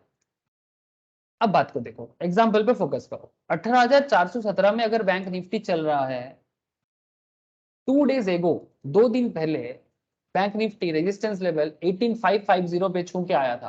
ठीक है, 2 दिन पहले तक ये मार्केट में चल रहा था 18,550 पे, just look at this area. ठीक है, ये जब 18,417 हुआ है, मैं ये पुराना इतिहास से बता रहा हूँ। ठीक है, ये कुछ दिन पहले तक 18,550 में काफी दिनों तक कंसेंट्रेट होकर रहा था। ठीक है, सो 2 days बैक, ठीक है, 2 days बैक ये 18,550 में चल रहा था, जिसको ग्रीन लाइन में हाईलाइट किया गया है ना। अब ये आपको ट्रेड में क्या हेल्प करेगा, आप ध्यान से सुनो सर। ठीक है, बैंक निफ्टी का ट्रेड ले रहे हैं और इसमें आपका एंटीसिपेशन या परसेप्शन क्या बनता है वो आप देखिए। नाउ कंसिडर 18,550, 18,550 इसको आप रेजिस्टेंस मान, ठीक है, 18,550 को आप रेजिस्टेंस माना, since there is a price action zone. Price action zone का क्या मतलब है, this level which is well spaced in time for people who are not familiar with the concept. Resistance क्या है, उनको मैं बस इतना ही बोलूंगा कि आप लोग प्लीज एक बार मतलब टेक्निकल एनालिसिस का क्लास चेक करो जो रिसेंटली हुआ है। ठीक है, आप टेक्निकल का क्लास देखोगे तो वहां पर सपोर्ट जोन है, रेजिस्टेंस जोन पे मैंने बहुत डिटेल्स में बातचीत किया। नाउ अभी पॉइंट है sir, price action zone is a blue rectangular boxes. ठीक है, जिसको मैंने यहाँ पर ब्लू रेक्टेंगुलर बॉक्सेस के अंदर भी आप देख पाओगे, this is the area, this is the price action zone. मतलब यहाँ पर मार्केट बार बार रुक गया है सर, मार्केट अपने आप को कंसंट्रेट कर दिया, तो that's why this is the price action zone. ठीक है, अब इसी जोन में मार्केट काफी दिन तक रहा है, उसके बाद करंट लेवल में मार्केट 18,417 में चल रहा है। यस सर बोलिए। कंसोलिडेशन पीरियड को ही करेक्शन जोन बोलते हैं क्या? ये सर कंसोलिडेशन पीरियड, उसमें काफी दिन तक अगर एक प्रॉपर स्पेस के थ्रू से, ठीक है, एक सर्टेन टाइम गैप पे, ठीक है, कि 2 महीना, 2 हफ्ता, 4 हफ्ता जो भी आपका है, ठीक है, एक सर्टेन गैप के छोड़ छोड़ के आपका मार्केट कंसंट्रेशन किया है। ठीक है, तो इसी जोन में आपका रेजिस्टेंस लेवल एक्चुअली बन रहा है। अब इसको इसके ऊपर बेस करके आप अभी अपना ऑप्शन ट्रेडिंग का क्या कंसेप्ट करना है आपको, आप देखिए। ठीक है, ध्यान से सुनिए। अब 7 अप्रैल को देखिए, 8 अप्रैल का डेटा है, 18,417 मार्केट में 8 अप्रैल को चल रहा था। 7 अप्रैल को मतलब ठीक उससे पिछला दिन आरबीआई मेंटेन्ड स्टेटस को ऑन मॉनेटरी रेट्स। अब आ गया ना मार्केट फंडामेंटल्स, ये इकोनॉमी है, this is called macro economy. अब मैक्रो इकोनॉमी में क्या हुआ, आरबीआई जो हमारा रिजर्व बैंक है, वो अपने मॉनेटरी रेट्स पे कुछ डिसीजन लिया। मॉनेटरी रेट्स क्या होता है, आरबीआई जो रेपो रेट वगैरह लेता है ना, जिस रेट में आरबीआई बेसिकली कमर्शियल बैंक को लोन प्रोवाइड करते हैं, दैट इज कॉल्ड रेपो। और जिस रेट से ये लोग कभी आरबीआई को देते हैं उसको बोलते हैं रिवर्स रेपो। तो आरबीआई जिस रेट पे कमर्शियल बैंक को लोन प्रोवाइड करते हैं, ठीक है, या कमर्शियल बैंक को आरबीआई को रिपे करना पड़ता है, वो रेट अगर हाई कर देता है, ये बैंकिंग बिजनेस के लिए एक चिंता का विषय है। सो यहाँ पर क्या हुआ, they keeped the key central bank rates unchanged, मतलब आरबीआई का रेट में तो रेपो को अनचेंज करके रखा था। रेपो अनचेंज्ड है, जैसा था वैसा ही है। You may know RBI monetary policy is the most important event in Bank Nifty, जैसे रिसेंटली भी हुआ है, रिसेंट ट्रेंड में ऐसा हुआ है। ठीक है, आरबीआई ने लगातार 2 बार क्या किया, रेपो को बढ़ाया ना। हेलो, हाँ सर, पहले 9% से 9.20 किया, फिर 9.2 कर दिया। ठीक है, लगातार 2 बार आरबीआई ने ऐसा किया। अब आरबीआई के साइड में जाके चेक कर सकते हैं, जस्ट जाओ, ये देखो सर, पॉलिसी रेपो अभी 4.90 है, ठीक है। पॉलिसी रेपो 4.90 का सिंपल मतलब होता है, पहले ये 4% था, 4% से ये 0.90% में बढ़ गया, ठीक है, लगातार 0.5 बेसिस पॉइंट में दो बार बढ़ाया। नाउ पॉइंट इज दैट कि जब जब आरबीआई रेट को बढ़ाता है, बैंक के लिए थोड़ा चिंता हो जाता है। क्यों? क्योंकि ये आरबीआई इसलिए करता है, इन्फ्लेशन को कंट्रोल करने के लिए करता है। आरबीआई रेट क्यों बढ़ाता है? आरबीआई रेपो इसलिए बढ़ाता है क्योंकि रेपो बढ़ा के आरबीआई चाहता है कि बैंक के पास से पैसा कम हो जाए। बैंक अपने बिजनेस के लिए जो पैसा बैंक के पास होता है, bank in the sense like state bank, like HDFC, like axis, ठीक है, कोई भी कॉमर्शियल बैंक जिसके बारे में आप लोग जानते हो, लाइक आईसीआईसीआई, ठीक है सर। कहने का मतलब बहुत सिंपल है, अगर रेपो बढ़ जाता है तो एसबीआई पहले जिस रेट पे लोन देता था उसका लोन रेट भी बढ़ जाएगा। एचडीएफसी जिस रेट पे लोन देता था वो लोन रेट भी बढ़ जाएगा। जैसे देखो लेंडिंग रेट अभी कितना हो गया, लेंडिंग रेट यहाँ पर डिपॉजिट रेट दिया है, ठीक है, basically base rate savings deposits का इतना है, टर्म डिपॉजिट का भी थोड़ा बढ़ गया है, 5 से ऑलमोस्ट सेम सिमिलर रहा है, ठीक है। तो मार्केट ट्रेंड में ये गवर्नमेंट सिक्योरिटीज उसको छोड़ देते हैं अभी। बेसिकली जो लेंडिंग रेट्स है वो भी बढ़ गया है। पहले अगर मतलब बैंक की तरफ से आपको, अगर मैं होम लोन का ही बात करूं, अगर होम लोन 6.5% चल रहा था, तो अभी कम से कम 7.5-8 के आसपास रेट चल रहा है, उससे भी ज्यादा किसी किसी केस में। तो पॉइंट इज दैट अगर रेट बढ़ जाता है, आप लोगों को क्या लगता है, पहले से कम लोग लोन लेने आएगा कॉम्पेटिटिवली, मतलब बैंक के पास से पैसा का जो फ्लो है उसको किसी ना किसी तरह से आरबीआई कम करना चाहता है ताकि लोगों के हाथ में पैसा कम जाए। इसके बारे में मैं एक स्पेशल डिस्कशन रखूंगा सर, ठीक है, इसके बारे में मैं एक स्पेशल डिस्कशन रखूंगा अगर ऐसा, या फिर ये भी कर सकता हूँ, मेरा एक्चुअली रेपो वगैरह के ऊपर बहुत सारा क्लासेस बना हुआ है, मैं आप लोगों को शेयर भी कर सकता हूँ, आप लोग उसको देख लीजिएगा एक बार, ठीक है। ये सब इन लोगों को बोलते हैं इकोनॉमिक इवेंट्स, ठीक है, these are called economic events जो बेसिकली मार्केट को इफेक्ट करता है, ठीक है। तो जब जब आरबीआई अपने पॉलिसी रेट पे चेंजेस लाता है या फिर उसको सेम रख देता है, उसका इफेक्ट निफ्टी में जरूर पड़ता है, ठीक है। तो ये बिजनेस पे पूरा का पूरा असर पड़ेगा, ठीक है। अब निफ्टी में असर आएगा तो उसका असर आपके ट्रेड में आएगा, और इसी के ऊपर बेस करके आपका परसेप्शन भी बनेगा कि अगर निफ्टी बैंक ने अपना रेपो को चेंज नहीं किया, अनचेंज रख दिया, ठीक है, तो अभी बैंक निफ्टी क्या जाए, किधर जाएगा, आगे बढ़ेगा, नीचे आएगा, ठीक है। ये आपका एक परसेप्शन बनना चाहिए। अब ये परसेप्शन क्या बनाना चाहिए उसके बारे में मैं आपको थोड़ा सा आगे बताता हूँ, ठीक है। तो ये 7 अप्रैल को क्या हुआ सर, एवरी क्वार्टर को आरबीआई ये काम करता है, हर क्वार्टर में ये करता है, ठीक है। So RBI monetary policy is the most important event in Bank Nifty. Hence, in the backdrop of technical resistance, a lack of any key fundamental trigger, अगर प्रॉपरली कोई टेक्निकल रेजिस्टेंस नहीं होता है एंड लैक ऑफ एनी की fundamental trigger, क्योंकि यहां पर मैंने ये माना कि आरबीआई ने कुछ भी नहीं किया, आरबीआई ने कुछ भी नहीं किया, जैसा था वैसा रख दिया। Banks may not be the flavour of the season in the market. Sir अगर आरबीआई ने रेपो को ज्यादा करता तो भी आपको कुछ फ्लेवर मिल जाता निफ्टी में, क्योंकि बैंक निफ्टी अगर रेपो बढ़ा देगा तो बैंक बिजनेस में असर आएगा, तो बैंक गिर सकता है, ठीक है। तो जब बैंक गिरेगा तब भी आपके लिए पुट ऑप्शंस काम करेगा। या फिर अगर निफ्टी कम, अगर रेपो पॉलिसी को 4.90 से अगर कम करके मानो, 4.90 से कम करके मानो 4.5 कर देता है, तो भी बहुत असर पड़ सकता है। तब क्या हो सकता है, बैंक के पास बिजनेस करने का कैपिटल बढ़ेगा, ये सोच के साथ बैंक अपना मतलब बेसिकली बैंक निफ्टी के पॉजिटिविटी दिख सकता है, बुलिश मोड देख सकता है। नाउ पॉइंट इज दैट, लेकिन if there is no news, if there is no news, if there is no proper trigger point, trigger point मतलब निफ्टी में तो मतलब बेसिकली आरबीआई तो पॉलिसी में कुछ चेंजेस ही नहीं लाया, तो if there is no change then bank may not be the flavour of the season, तो फिर लोग मार्केट में बैंक निफ्टी में ट्रेड लेने में उतना इंटरेस्टेड नहीं रहेगा, या फिर उसके बारे में ज्यादा कुछ सोचना नहीं चाहेगा। बट इसमें आपको एक दूसरा पॉइंट है, अब क्योंकि उसमें पॉजिटिविटी उतना कुछ नहीं दिखेगा, as a result of which traders may want to sell banks and buy something else which is the flavour of the season.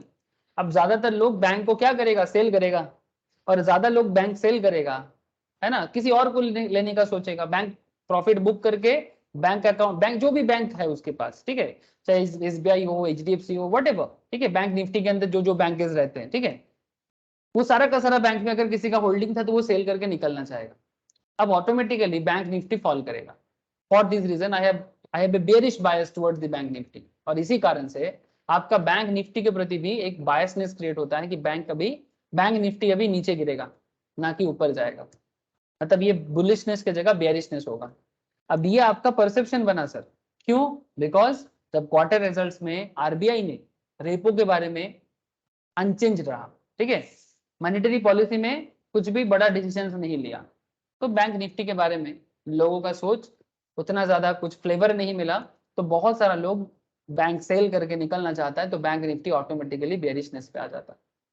However, shorting future may be a bit risky as the overall market is bullish. अच्छा, ऐसे cases में आपको shorting करना थोड़ा risky हो सकता है, because overall market bullish है, सिर्फ बैंक में प्रॉब्लम है। It is only the banking sector which is lacking last year, मतलब सिर्फ बैंकिंग सेक्टर में प्रॉब्लम है, बट बाकी मार्केट में बुलिशनेस है। तो under circumstances such as this employing an option is best. ऐसे केसेस में ऑप्शन ट्रेड करना सबसे बेस्ट होता है। फ्यूचर में नहीं जाना चाहिए, शॉर्टिंग नहीं करना चाहिए, ठीक है, क्योंकि बाकी मार्केट बुलिश है, सिर्फ बैंकिंग सेक्टर में प्रॉब्लम है। Hence buying a put option on the bank nifty may make sense. अब ऐसे केसेस में अगर आप पुट ऑप्शंस बाय करते हो, बिकॉज बैंक निफ्टी गिरेगा, बाकी मार्केट गिर सक मतलब बुलिश हो सकता है, बाकी मार्केट बुलिश हो सकता है, बट सिर्फ बैंक निफ्टी में चेंजेस है। समझ रहे हो सर? बाकी मार्केट बुलिश हो सकता है, बट सिर्फ बैंक निफ्टी बेयरिश है, ठीक है। तो ऐसे सिचुएशंस में आपका ट्रेड टारगेट कैसे आप फिल करो। अब देखो आप क्या होता है यहाँ पर, under circumstances such as this employing an option is best. Remember, when you buy a put options, you benefit when the underlying goes down. जब आप पुट ऑप्शन बाई करते हो तो आपको बेनिफिट कब होगा? जब अंडरलाइंग नीचे जाएगा। तो से फॉर एग्जांपल सिमिलर पॉइंट को हम लोगों ने दिमाग में रखा, ठीक है, और 18,400 में हम लोगों ने बाई किया put options which is trading at A premium of 315। अब ध्यान से देखो सर, 18,400 में बैंक निफ्टी चल रहा था, उसी स्ट्राइक प्राइस में, ठीक है, मतलब basically 18,400 strike price, 18,416 actually bank Nifty on that time चल रहा था 8 अप्रैल को, लेकिन हम लोगों ने स्ट्राइक प्राइस चूज किया 18,400, ठीक है। अब ये क्यों चूज किया जाता है, इसके बारे में मैं आपको लास्ट दिन भी बोला था, मैं फिर से आगे आगे आपको साथ डिस्कस कर लूंगा कि स्ट्राइक प्राइस किस रेंज में चूज करने से बेहतर होता है। So current market price is 18,416 and your strike price is 18,400, जो ऑलमोस्ट क्लोज पैरामीटर में हो, ऐसा ही स्ट्राइक प्राइस चूज करना ऑलवेज लॉजिकल होता है, ठीक है, जो एक्चुअली अचीवेबल है। नाउ पॉइंट इज दैट कि 18,416 और इधर 18,400, इसका प्रीमियम वैल्यू है 315, 315। Okay sir. अच्छा, मैं बहुत देर तक किसी को कुछ पूछा नहीं। देवजीत बाबू, रोशनी, ज्योति, प्रिया एंड सुमित जी, क्या समझ में आ रहा है आप लोगों को अभी तक जो भी डिस्कशंस हो रहा है? हाँ सर। देवजीत बाबू বোঝা যাচ্ছে? হ্যাঁ হ্যাঁ বুঝতে পারছি। अच्छा, हाँ बोलून, हाँ सुमित जी बोलिए। मेरा क्वेश्चन है, सपोज जो स्प्लिट हुआ टाटा स्टील में, हाँ 900 का शेयर हो गया 107 रुपये, तो जब भी मान लीजिए HDFC का शेयर स्प्लिट हो गया सर, ठीक है, तो स्प्लिट होने के बाद सर बैंक निफ्टी में कोई चेंज आ सकता है? कंपनी स्प्लिट के साथ बैंक निफ्टी में चेंजेस नहीं सर, इसका डायरेक्टली तो कोई कनेक्शन नहीं है, कंपनी इंडिविजुअल लेवल में अपना चेंजेस करता है, ठीक है। सर ये एचडीएफसी बैंक काफी वेटेज है सर बैंक निफ्टी में। हाँ वो है, ऑब्वियसली वेटेज है उसका, बट मतलब ऑलवेज डायरेक्ट लिंक होगा ऐसा जरूरी नहीं है, ठीक है। कंपनी कभी कभी ऐसा स्प्लिट कर सकता है, इसमें कंपनी का कॉन्फिडेंस भी कंपनी दिखाना चाहता है स्प्लिट करके, ठीक है, तो असर पड़ सकता है, डिपेंड करता है। जैसे यहाँ पर हम लोगों ने बेसिकली ये जो हम लोगों ने देखा, ये बेसिकली एक सिस्टमेटिक रिस्क के थ्रू से देखा, एक अनसिस्टमेटिक रिस्क भी आ सकता है, जैसे कि आपने बोला जैसे कि HDFC बैंक अगर स्प्लिट करता है, उसका बैंक निफ्टी में वेटेज है, तो क्या उसका असर पड़ सकता है? हाँ पड़ सकता है, बिल्कुल पड़ सकता है। तो मार्केट बेरिश हो सकता है? यस सर, हो सकता है। तो बट अगर ऐसे उसका केस में स्टॉक प्राइस भले नीचे ये चले गया, बट उसका मार्केट कैपिटलाइजेशन भी सेम रहता है, बट जो होल्डिंग्स होता है पर्टिकुलर ट्रेडर के पास, सपोज 100 शेयर है और उसको अगर डिवाइड कर दी 1:5 में, तो वो 100 शेयर 500 शेयर बन जाता है, करेक्ट? हाँ मार्केट में नंबर ऑफ शेयर का जो बेसिकली डीलिंग्स है वो बढ़ जाता है, जिसका वैल्यू चेंज नहीं होता, ओवरऑल वैल्यू नहीं चेंज होता है। मार्केट कैपिटलाइजेशन सेम रहता है। जी जी। तो तो वैसे केस में क्या बैंक निफ्टी नीचे जा सकता है, ऊपर तो नहीं जाएगा? नहीं वो मतलब बेसिकली अगर देखो, अगर एचडीएफसी स्प्लिट करता है तो स्टार्टिंग में थोड़ा सा मार्केट में एक नेगेटिविटी छाएगा, और उसकी कंडीशंस में मार्केट में बैंक निफ्टी नीचे जा सकता है। अगर जैसे अगर वो बैंक निफ्टी में उसका वेटेज अच्छा है तो उसका असर पड़ता है सर, नो डाउट पड़ता है। ठीक। ठीक है, तो जैसे यहाँ पर आपको मैं जैसे कि बताया कि 18,400 मेरा क्या था, 18,400 मेरा बैंक निफ्टी का स्ट्राइक प्राइस है, और 315 मेरा क्या है, 315 मेरा प्रीमियम वैल्यू है। तो बेसिकली ये 18,400 का एक निफ्टी लेने के लिए, बैंक निफ्टी लेने के लिए मुझे 315 का प्रीमियम जमा करना पड़ेगा। सो ऑफ कोर्स यहाँ से क्या मतलब निकलता है, buying the put option is quite simple. अगर आप पुट ऑप्शंस को बाई करते हो बहुत ही सिंपल है। द इजीएस्ट वे इज, कुछ नहीं है, आपको किसी को कॉल भी करना नहीं है, आप अपने स्टॉक ब्रोकिंग के साइट में जाते हो और यहाँ पर जाके आप अपना जो भी पुट है, ठीक है, उसमें जाके बस बाई करते हो, और जितना क्वांटिटी है और जो भी प्रीमियम वैल्यू, जैसे ये बैंक निफ्टी का अक्टूबर का प्रीमियम बोल रहा है 447, जैसे मैंने यहाँ पर 315 बोला, 35,000 का स्ट्राइक प्राइस है, इसका प्रीमियम बता रहा है 447। ठीक है, अब बाई करना चाहिए कि नहीं चाहिए, उसके लिए आपको जो मैं बता रहा हूँ वही आपको बताना है, बेसिकली वही आपको समझना है कि बाई करना चाहिए कि नहीं करना चाहिए, दैट इज द पॉइंट। ठीक है, अब ये बाई अगर आप करते हो, ठीक है, तो आपका क्या सिचुएशन बनता है वो आप देखो। ठीक है, तो अभी आप ये अज्यूम कर लो सर कि हमने बाई कर लिया, Bank Nifty 18,400 put option buy हो गया मेरा। It would be interesting to observe the PL behaviour of the put options upon its expiry. अब जब तक ये एक्सपायर होता है, ठीक है, इस एक्सपायरी तक इसका प्रॉफिट एंड लॉस में क्या फर्क नजर आता है। In the process we can even make a few generalisations about the behaviour of a put options. यहाँ पर मैंने कुछ चीजें थोड़ा सा कांस्टेंट रखूंगा, जैसे मैंने पूरा का पूरा एक्सपायरी तक रखूंगा, बीच में बाहर नहीं निकलना है। ठीक है, बीच में बाहर निकलेंगे तो कॉन्सेप्ट थोड़ा बदलेगा, उसके बारे में मैं आगे बात करूंगा। ठीक है, लेकिन यहाँ पर मैं पूरा एक्सपायरी तक होल्ड करूंगा, उसके बेसिस में मैं डिसाइड करूंगा कि क्या हो रहा है। अच्छा, उसको समझने से पहले आपको पुट ऑप्शंस का इंट्रिंसिक वैल्यू के बारे में मैंने बताना है। ठीक है, जैसे ये बात मैंने कॉल में भी बताया था, इंट्रिंसिक वैल्यू अगर याद होगा तो बहुत अच्छा है, अगर याद नहीं है तो एक बार मैं पुट में अलग से याद दिला देता हूँ। यस सर, इंटरेस्टिंग वैल्यू मतलब ओरिजिनल वैल्यू। ठीक है, इंट्रिंसिक वैल्यू का मतलब होता है ओरिजिनल वैल्यू। ये अलग अलग केस में अलग अलग होता है। ठीक है, जैसे मानो जब हम लोग किसी पर्टिकुलर स्टॉक में इंट्रिंसिक वैल्यू के बारे में बात करते हैं, से फॉर एग्जांपल टाटा स्टील का जो फंडामेंटल्स में अगर मैं जाता हूँ, यहाँ पर आपको जो दिख रहा है इंट्रिंसिक वैल्यू, ये ओरिजिनल वैल्यू है, पर this is on fundamental level of investment. ठीक है, मतलब जैसे कि ये टाटा स्टील 107 में चल रहा है, current price is less than the intrinsic value, yes, current Tata steel का वैल्यू इंट्रिंसिक वैल्यू से कम चल रहा है, मतलब आज नहीं तो कल टाटा स्टील, और नो डाउट आज नहीं तो कल टाटा स्टील नो डाउट आपको मूव करेगा, नो डाउट मूव करेगा, बिकॉज ये अपने इंट्रिंसिक वैल्यू से काफी लो चल रहा है, काफी लो चल रहा है। लेकिन this is a different part, ये ऑप्शंस मार्केट में ये थोड़ा अलग कैलकुलेशंस होता है, और ये जो मैं आपको बता रहा हूँ ना, ये इंट्रिंसिक वैल्यू ये इन्वेस्टमेंट पर्पस में, लॉन्ग टर्म इन्वेस्टमेंट में ये डिस्कशंस होता है, इसको इसको कैलकुलेट करने का अलग तरीका होता है, और ऑप्शंस में इंट्रिंसिक वैल्यू कैलकुलेशंस का थोड़ा अलग तरीका होता है, बिकॉज ये शॉर्ट ड्यूरेशन में होता है सर। ठीक है, तो यहाँ पर इंट्रिंसिक वैल्यू जो मैं आपको कॉल में भी बताया था और पुट में भी बता रहा हूँ, ठीक है, सेम कॉन्सेप्ट मैं कॉल में भी बताया था, पुट में बता रहा हूँ। तो before you proceed to generalise the behaviour of the put option, अब आपके मन में चल रहा है सर ये कब सिखाएंगे, सर जब आप लोग फंडामेंटल ज्वाइन करोगे ना। ऐसे मैं फंडामेंटल स्टार्ट करूंगा सैटरडे को। ठीक है, जैसे मेरा म्यूचुअल फंड चल रहा है वहाँ पर, बहुत जल्दी खत्म होने वाला है, तो जैसे ही म्यूचुअल फंड मेरा कंप्लीट हो जाएगा मैं वहाँ पर फंडामेंटल क्लास स्टार्ट करूंगा एवरी सैटरडे इवनिंग। ठीक है, तो वहाँ पर मैं आपको बताऊंगा कि कैसे इंट्रिंसिक वैल्यू वगैरह कैलकुलेट किया जाता है, जैसे वॉरेन बफेट लोग करता है। ठीक है, एग्जैक्टली वॉरेन बफेट झुंझुनवाला जैसे सोचता है, वही सोच को समझना है और कुछ नहीं। अब उसको कैलकुलेशन सर साथ में पीएल बैलेंस शीट रेशियो वगैरह को कैलकुलेट करना, बट वो एक अलग ही दुनिया है। ठीक है, वो अलग दुनिया है, अब उस दुनिया पे नहीं जाते। ठीक है, अब उस दुनिया में नहीं जाना है, अभी हम लोगों का दुनिया जो है वो basically put options, options market का intrinsic value. So before we proceed to generalize the behavior of put options PL, we need to understand the calculation of the intrinsic value of a put options.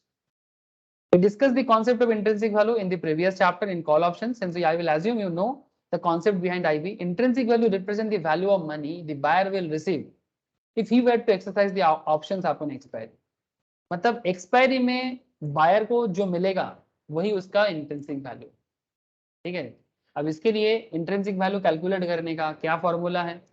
The calculation of intrinsic value of a put option is slightly different from A call option, थोड़ा सा different. Call options में आपका intrinsic value calculate होता है spot minus strike price, लेकिन put में आपका intrinsic value होता है स्ट्राइक माइनस स्पॉट। देवजीत बाबू ये पॉइंट का ख्याल रखना।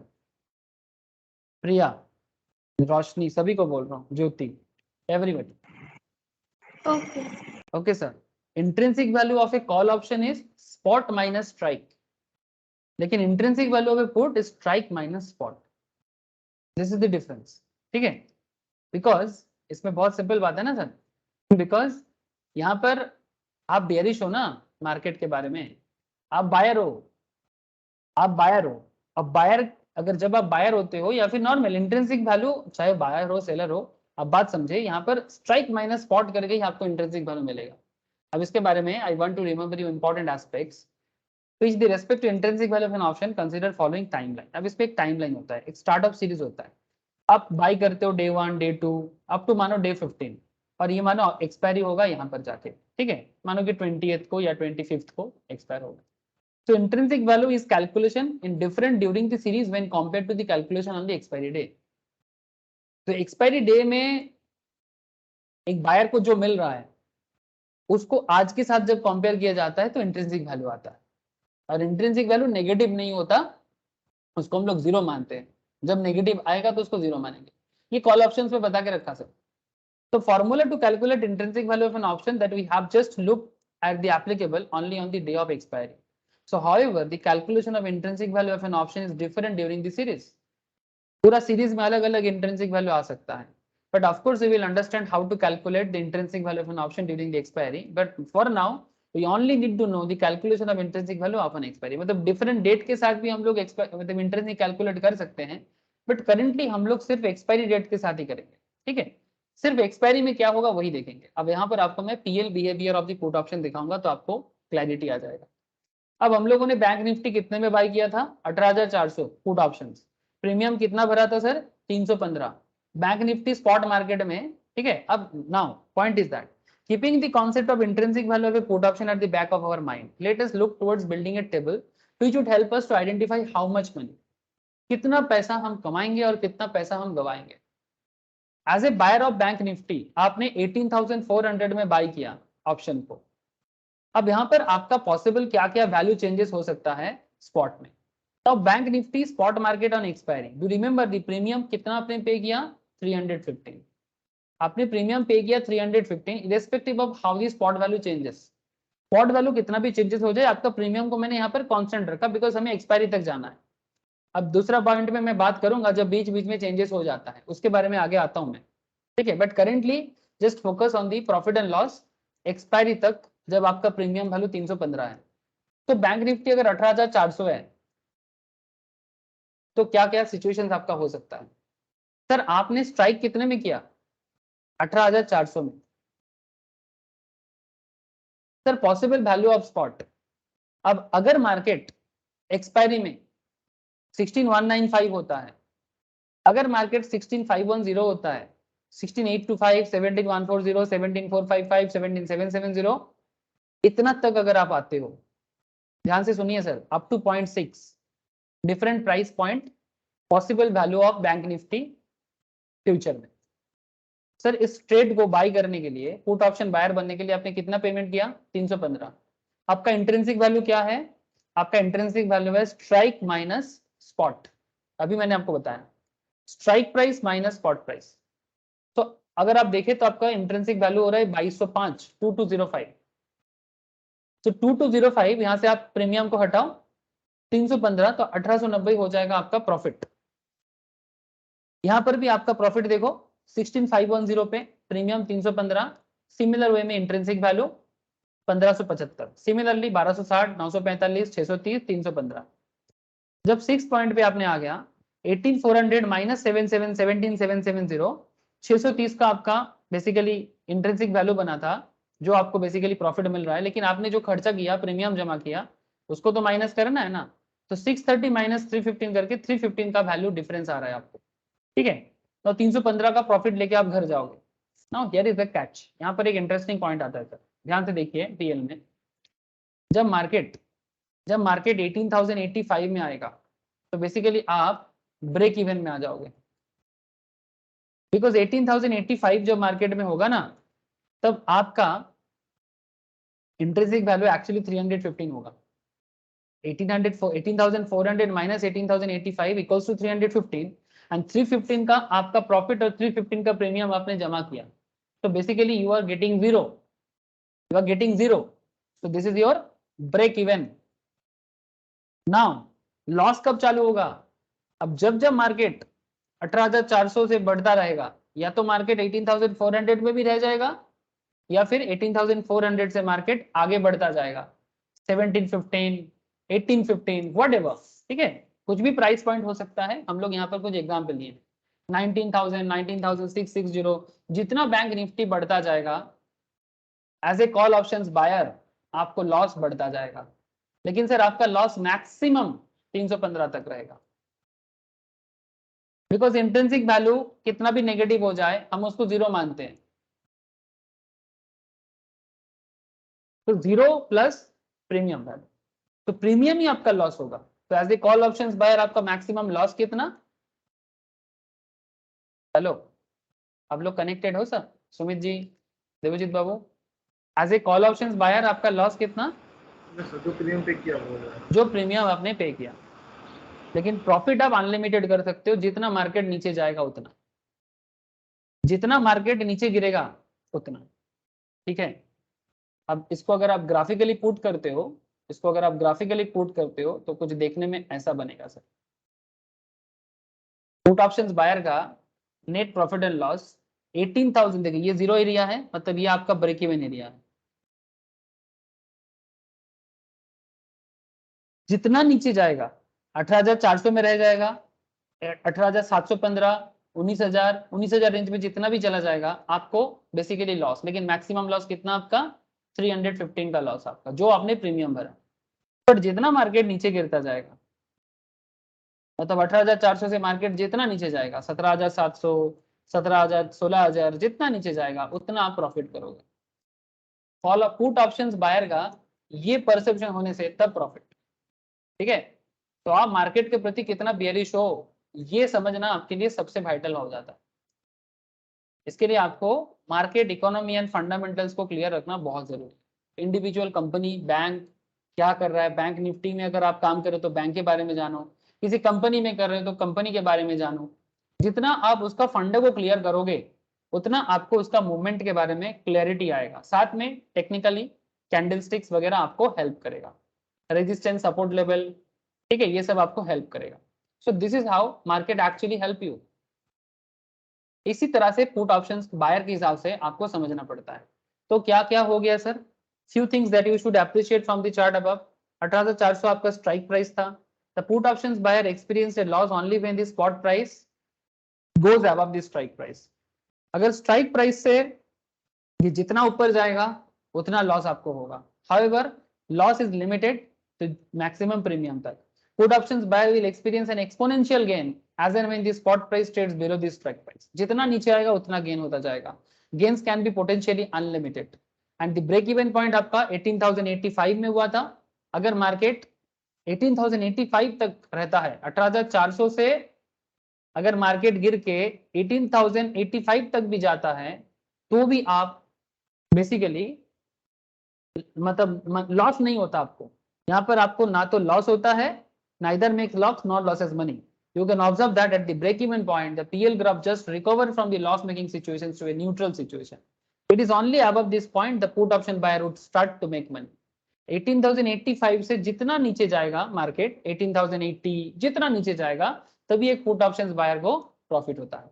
सो ये सब जो भी पॉइंट आपने पुट ऑप्शंस बायर के बारे में जाना सर, ये सारा पॉइंट अगर आप दिमाग में रखते हुए परसेप्शंस को क्रिएट करते हो मार्केट के बारे में, चाहे आप बैंक निफ्टी में आते हो, निफ्टी में आते हो, जिसके बारे में भी आप सोच रहे हो, आप जिसके बारे में भी सोच रहे हो, आपका परसेप्शन, ठीक है, अगर बैंक निफ्टी की जगह सिर्फ निफ्टी के बारे में सोचो आप, तो निफ्टी के बारे में भी अगर आपका परसेप्शन पॉजिटिव की जगह नेगेटिव होता है, ठीक है, पॉजिटिव की जगह नेगेटिव होता है, तो आप वो नेगेटिविटी क्यों होगा उसके बारे में आपको सोचना पड़ेगा। ठीक है, ज्यादातर लोग बैंक निफ्टी में, बिकॉज उसमें बैंक निफ्टी में जो आपको मिलता है, हेल्प मिलता है,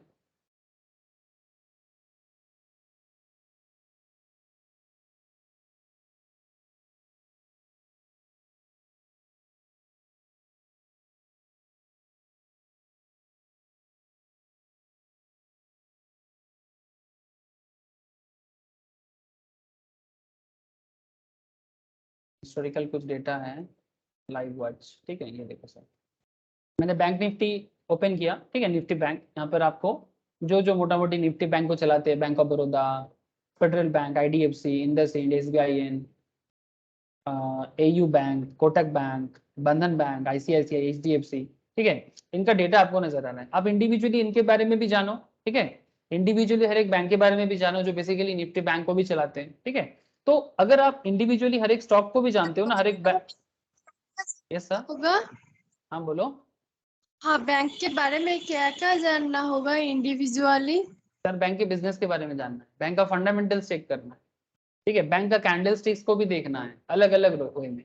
लेकिन अगर आप इंडिविजुअल बैंक को उतना डिटेल्स में नहीं देखते हो, कम से कम हम बैंक निफ्टी को तो जरूर देखें, लेकिन बैंक निफ्टी का मूवमेंट को समझने के लिए आपको हर एक बैंक के बारे में भी नॉलेज होना चाहिए, जैसे कि सुमित जी अभी कुछ देर पहले मुझे बता रहा था। ठीक है, नो डाउट सर, आपको ईच एंड एवरी बैंक के बारे में भी एक आइडिया होना जरूर चाहिए। बट ठीक है, अगर मानो कि हर एक बैंक का फंडामेंटल्स करना थोड़ा टाइम टेकिंग है। ठीक है, थोड़ा टाइम टेकिंग है, बट अगर आप कुछ बैंक के बारे में जरूर नॉलेज रखोगे, ठीक है, तो आपको नो डाउट हेल्प होगा, नो डाउट हेल्प होगा। तो इस तरह से आप बैंक के बारे में नॉलेज रख के बैंक निफ्टी को भी आप अंडरस्टैंड कर सकते हो। और नॉट जस्ट बैंक के बारे में, साथ में आप RBI के डिसीजंस के बारे में जानो। ठीक है, बैंकिंग बिजनेस के बारे में, गवर्नमेंट के डिसीजंस के बारे में जानो। ये सब चीज हेल्प करता है निफ्टी के मूवमेंट को अंडरस्टैंड करने के लिए। जैसे रिसेंट ट्रेंड में बैंक निफ्टी जो मूवमेंट लिया है, अगर आप लोगों ने देखा होगा। ठीक है, रिसेंट ट्रेंड में बैंक निफ्टी का मूवमेंट अगर आपने देखा होगा,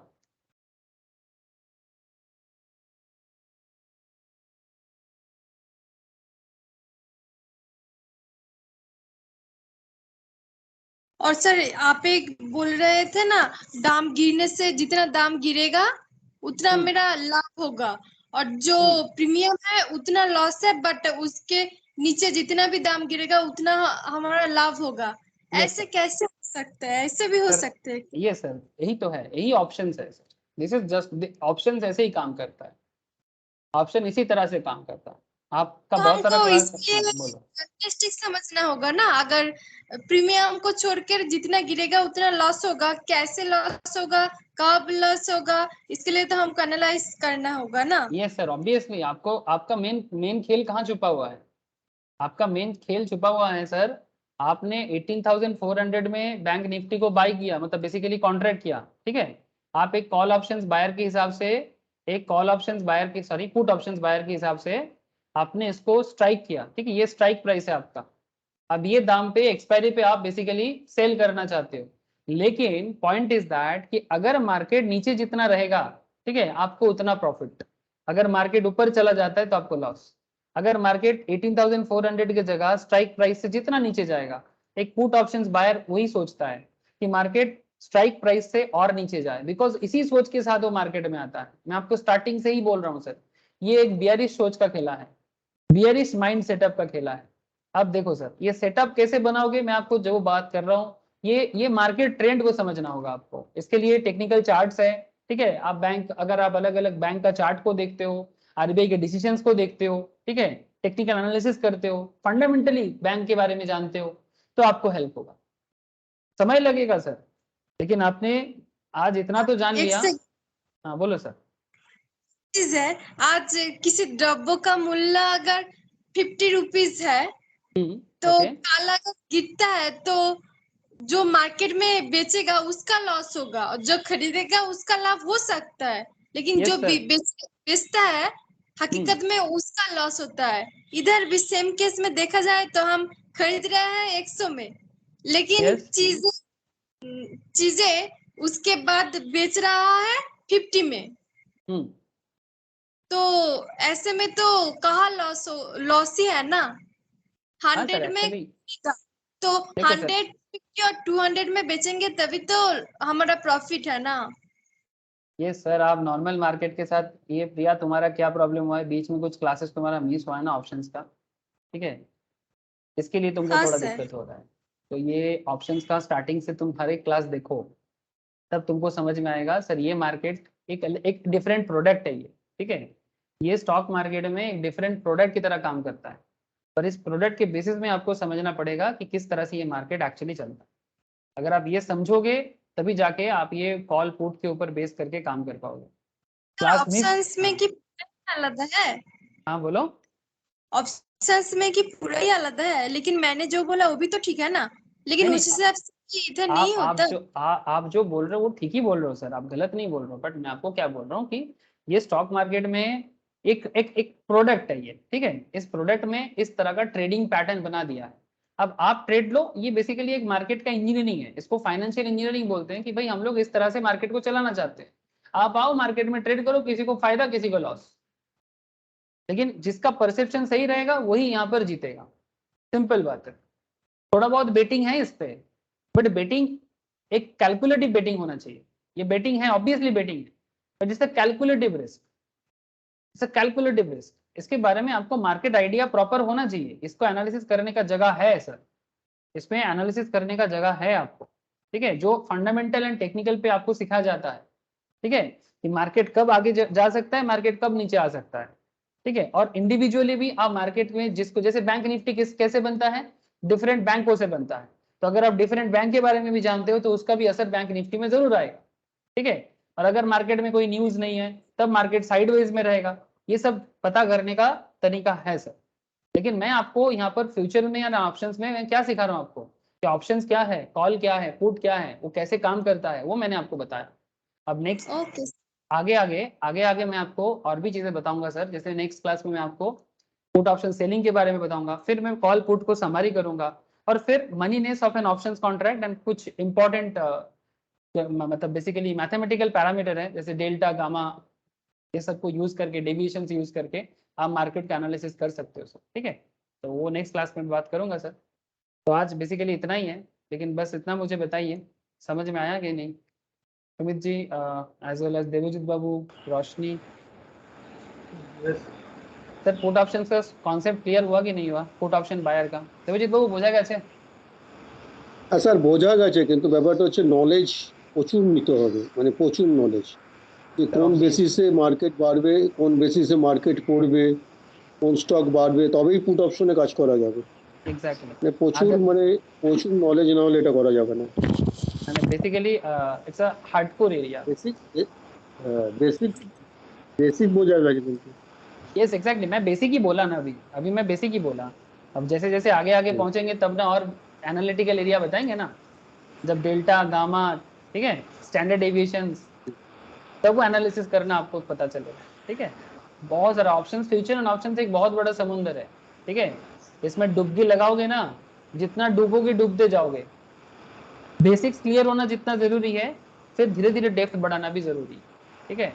अब हम लोग डुबकी तो लगा दिए हैं, अब धीरे धीरे डूब भी दे, मतलब बेसिकली तैरना भी सीख जाएंगे, but first clear your basics properly, and फिर धीरे धीरे बाकी जो एनालिटिकल पैरामीटर है उसमें मैं धीरे धीरे बात बढ़ाऊंगा, ठीक है। तो जैसे आप लोग पेशेंस के साथ रेगुलरिटी दिखा रहे हो, वैसे ऐसे रेगुलरिटी दिखाते रहिए, धीरे धीरे देखिएगा आप लोगों को सारा चीज क्लियर हो गया, लेकिन बेसिक्स को जैसे जैसे हम लोग बना रहे हैं वैसे वैसे बनाते जाइए, बस इतना मैं बोलूँगा, ठीक है। आज इतना ही है, फिर नेक्स्ट क्लास में मिलते हैं, मतलब कल टेक्निकल है, कल टेक्निकल पर बात करेंगे, ठीक है। टाटा, फिर ओके बाय सर। টাটা।